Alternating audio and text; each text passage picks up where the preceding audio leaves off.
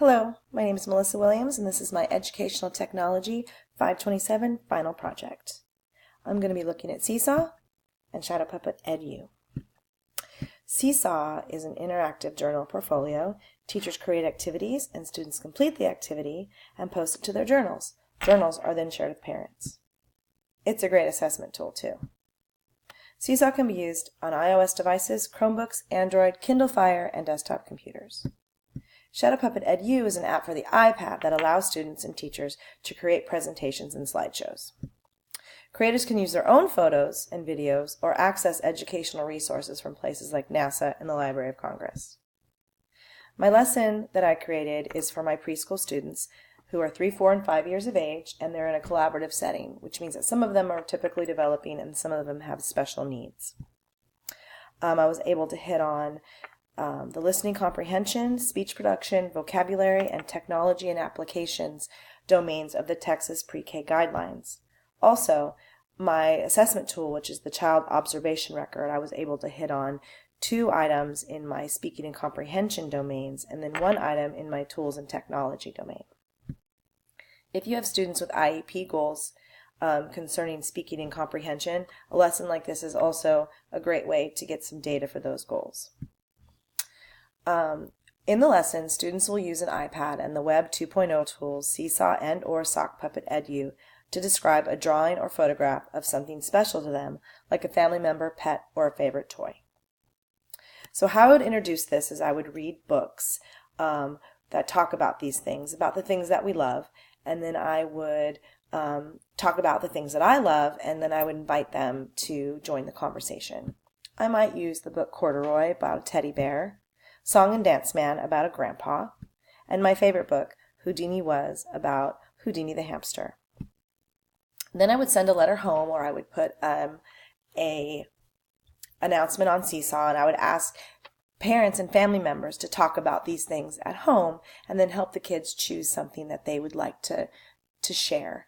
And then I would ask them to send in a picture of the actual item. They could send in a picture of their dog, their mom, or a picture of their favorite toy, or if possible, the actual toy. Then I would spend a few days giving every student a chance to share and talk about what they have chosen. I would facilitate the conversation by asking some simple questions. And then I would also take notes about what the kids said, so then I could remind them if they get stuck. Then I would have the students draw or photograph their object or person, and then I would have them photograph their drawing. Depending on the child, I might have them create more than one picture or take more than one photograph. And then if they had more than one picture, I would encourage them to use Shadow Puppet. Then I would go into Seesaw and I would create an activity for them to do, and it would look like this. And then when they went into their student account on their iPad, it would look like this, and they would click on Add, and they would add that to their list of activities. And then they would read the directions or have the directions read to them. And then they would take the picture of their favorite thing, and then this would be the screen that they would record the description of that. And then when she was done, Amber here's done talking about her dog, and she would post it to her journal, and once I approved it, it would be shared with the parents. Or they would go into Shadow Puppet, and this is what it would look like. They would go to Create New. They would see their photos that they took, and they could choose what photos they wanted to use.